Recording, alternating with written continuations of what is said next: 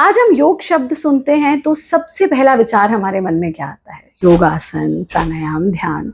लेकिन क्या आप जानते हैं कि भारत के दो महान ग्रंथ रामायण और महाभारत योग के अद्भुत रहस्यों से भरे हुए हैं। दिलचस्प बात यह है कि इन ग्रंथों में योग केवल सिखाया ही नहीं गया, बल्कि पात्रों ने उसे अपने जीवन में जीकर दिखाया है। हनुमान जी ने एकाग्रता को योग दिखाया, अर्जुन ने ध्यान और लक्ष्य पर केंद्रित रहने वाला योग दिखाया, भीष्म पितामह ने प्राणों पर नियंत्रण का अद्भुत उदाहरण दिया। और आज हम जानेंगे कि इन महान पात्रों से हम अपने जीवन के लिए कौन कौन से योग रहस्य सीख सकते हैं। इस वीडियो को अंत तक जरूर देखिएगा। हमारे सभी वीडियोस हिंदी में देखने के लिए सब्सक्राइब करें, यह बिल्कुल फ्री है। पहला रहस्य है हनुमान जी की अद्भुत एकाग्रता। रामायण में हनुमान जी को बल और शक्ति का प्रतीक माना जाता है, लेकिन उनकी सबसे बड़ी शक्ति क्या थी? एकाग्रता।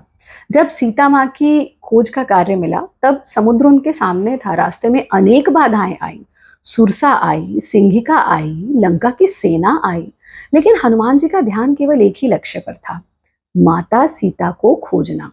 उन्होंने किसी भी बाधा को अपने लक्ष्य से बड़ा नहीं बनने दिया। आज जानते हैं हमारी सबसे बड़ी समस्या क्या है?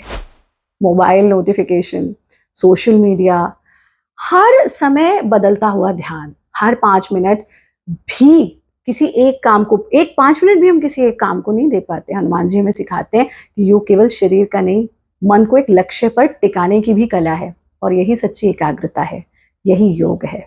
दूसरा रहस्य है अर्जुन की फोकस शक्ति।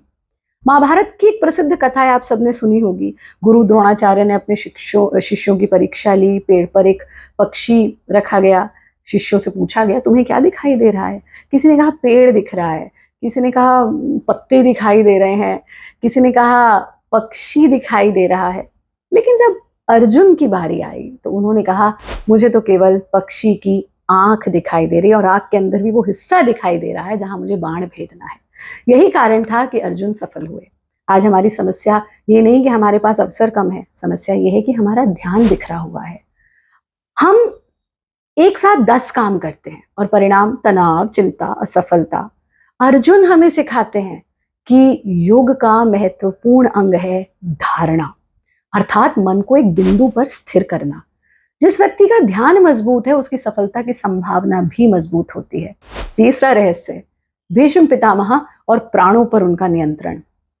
महाभारत का एक अद्भुत प्रसंग है, सबने सुना होगा। युद्ध के दौरान भीष्म पितामह बाणों की शैया पर लेटे थे। उनके शरीर में अनगिनत बाण लगे थे, फिर भी उन्होंने तुरंत शरीर नहीं छोड़ा। उन्होंने अपनी इच्छा से मृत्यु का समय चुना। इसे हम इच्छा मृत्यु कहते हैं।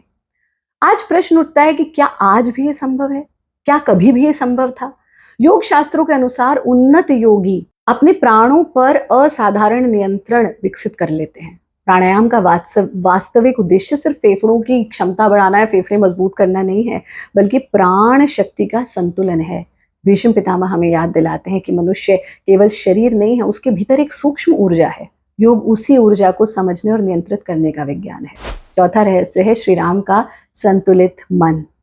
रामायण में श्री राम का जीवन भी योग का सर्वोत्तम उदाहरण है। राज्याभिषेक की तैयारी चल रही थी, अचानक वनवास मिल गया। कोई और होता तो क्रोधित हो जाता, आक्रोश में आ जाता, निराश हो जाता, अवसाद में आ जाता, भाग्य को दोष देता। लेकिन श्री राम शांत रहे, उन्होंने परिस्थिति को स्वीकार किया। समत्वम योग उच्यते, यही योग है। योग का अर्थ केवल आंख बंद करके बैठना नहीं है। योग का अर्थ है विषमतम से विषमतम परिस्थिति में भी संतुलित रहना। सफलता मिले तो भी संतुलित, असफलता मिले तो भी संतुलित, प्रशंसा मिले तो भी संतुलित, आलोचना मिले तो भी संतुलित। आज के लिए सबसे बड़ा संदेश, जब हम रामायण और महाभारत को ध्यान से पढ़ते हैं तो हमें समझ आता है कि केवल इतिहास या धार्मिक ग्रंथ नहीं है, ये तो मानव जीवन के मार्गदर्शक हैं। हनुमान जी सिखाते हैं ध्यान, अर्जुन सिखाते हैं धारणा, भीष्म पितामह सिखाते हैं प्राण शक्ति का महत्व, और श्री राम सिखाते हैं मानसिक संतुलन। यही योग के वास्तविक स्तंभ हैं, और इनकी आवश्यकता पहले से आज कहीं अधिक है।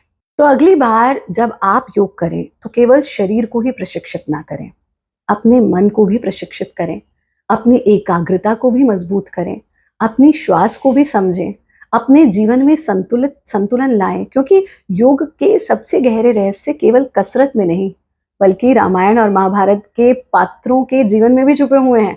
और इसीलिए शायद ये ग्रंथ आज भी हमें मार्ग दिखा रहे हैं। इन ग्रंथों का योगमय अध्ययन ही स्वाध्याय है। आज योग दिवस पर हम संकल्प लें कि नियमित योगाभ्यास तो करेंगे ही करेंगे, साथ ही योग को जीवन शैली के रूप में अपनाएंगे। आप सभी को अंतर्राष्ट्रीय योग दिवस की बहुत बहुत शुभकामनाएं।